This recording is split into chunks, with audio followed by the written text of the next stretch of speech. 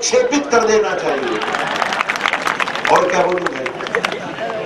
द्रोणाचार्य ने कहा, बेटे चिड़िया तो दिखाई देती होगी। अर्जुन ने कहा, मुझे चिड़िया भी दिखाई नहीं देती। द्रोणाचार्य ने कहा, क्या दिखाई देता है तुझे? अर्जुन ने कहा, गुरुदेव मुझे चिड़िया की आंख के अलावा और कुछ दिखाई नहीं देता। तो जैसे अर्जुन को चिड़िया की आंख के अलावा कुछ दिखाई नहीं देता था, उस तरह से तुमको हिंदुत्व के अलावा और कुछ दिखाई नहीं देना चाहिए। केवल हिंदुत्व, केवल हिंदुत्व, केवल Hindutva, only Hindutva.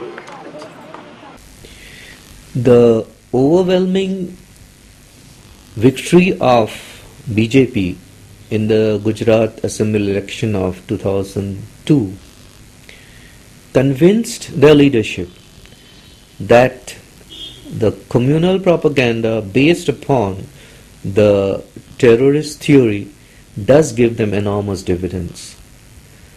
And that's where I believe the idea of presenting fake encounters as terrorist encounters was formulated. If we see the background on which the elections were fought, it can be seen that these encounters, which were nothing but cold-blooded murders, were essentially a continuation of the same ideological position that was present during the aftermath of Godhra burning. Sadiq Jamal's case is perhaps a specific case, as I was just telling you. They actually created completely false and fabricated input evidence. The evidence starts from Ahmedabad, is sent to the central IB, and remember, NDA was in power that time. Then the NDA passes the same information to the Mumbai police as well as the Ahmedabad police. And there are people in the Mumbai police, especially their ATS, who actually created the image and profiled Sadiq as the terrorist, a man belonging to the Dawood Ibrahim group. Now, after having done that, they kidnap him, bring him to Ahmedabad, and they shot him. Now, this being the trend, they realized that the media was picking it up in a big way. Also, such killings was much more economical, especially because mass violence was creating enormous economic problem in the state of Gujarat. The entire idea of the BJP was to shift into the crony capitalism mode and also take advantage of the complete polarization of the votes in Gujarat. The Sadiq Jamal case thereafter followed by several other encounters, but one of them I think is most well known is the Israt Jahan Javed encounter. Now, Israt Jahan was a young girl of approximately 19 years, and she was employed by one Mr. Javed, who had come from Dubai. I think the ATS found them out and targeted them. They were also kidnapped from somewhere from Mumbai, brought to Ahmedabad and killed on 15 June 2004. Once again, exactly the same propaganda was made that they were dreaded terrorists, and this time it was the Lashkar-e-Toiba that was brought into picture.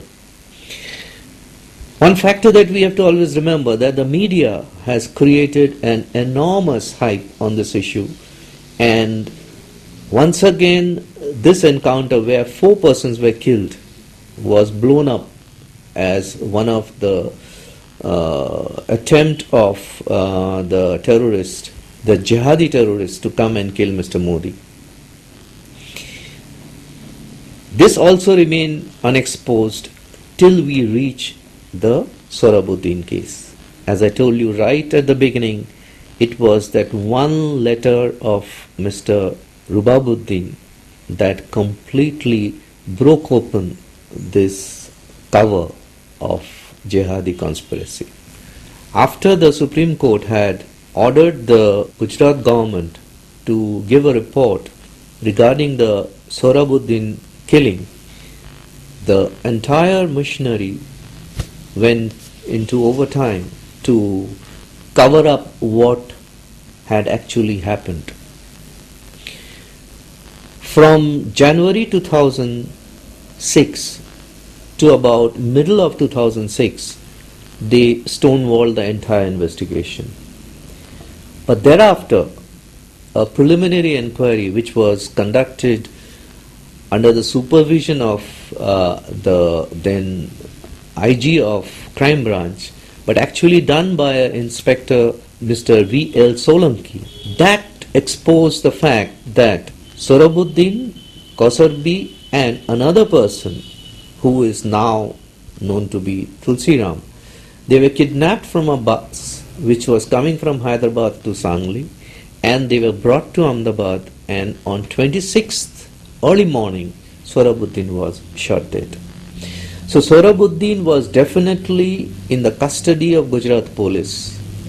Now one thing is very important to understand, that the entire presentation till now had been and continued thereafter till the election of 2007, that it was the CM and the BJP government that was in the forefront in the struggle against terrorism. Sohrabuddin Pakistan जोड़े ताना बड़ा बात तो एक गुजरात की धरती पर जो आंख ऊंची करे तो हमारी पुलिस શું કરે? सोनिया बेन ने रजा लेवा जाए? अरे गुजरात की धरती पर मौत का सौदागरों आज हाल फंसे. In fact, they were trying to link their struggle with the larger struggle, which is war against terrorism. I think that was the idea which comes from globalization. What we find in real life is that they had continuously and on regular intervals actually created, fabricated and killed innocent people to create such a story. Coming back to Sohrabuddin, I think one of the most tragic killing was that of his wife, Kausarbi. Kausarbi was one of the victims that didn't even know that she was going to face death after her trip from Hyderabad to Chernia. She refused to give up Sohrabuddin's, therefore she had got down from the bus and the police picked her up, and after killing Sohrabuddin, I believe, and that's the information that we have received, that the police of Gujarat tried even to negotiate with her. Obviously, she not only refused, she went into a hysterical mode. What they did, I believe that must be 28th November, they injected her with a high dose of anesthesia, and around evening they took her to the village Ilol and burnt her to death.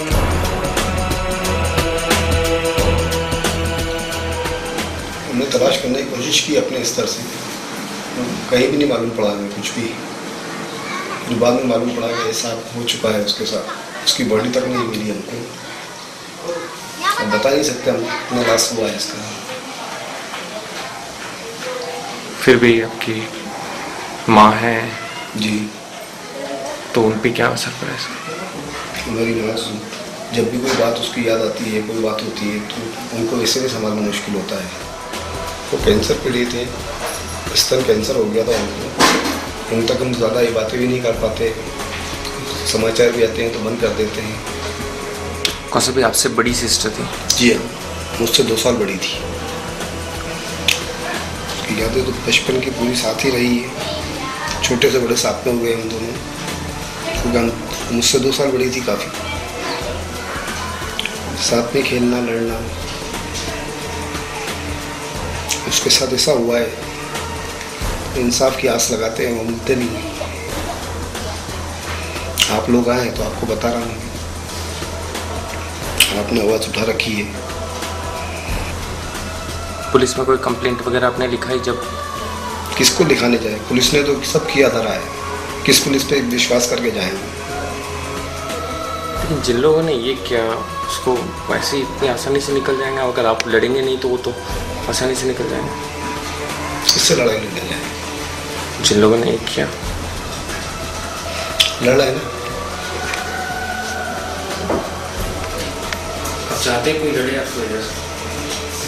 बिल्कुल, जितना मुझसे हो सकेगा मैं आपके साथ हूँ। जो मेरे साथ लड़ेगा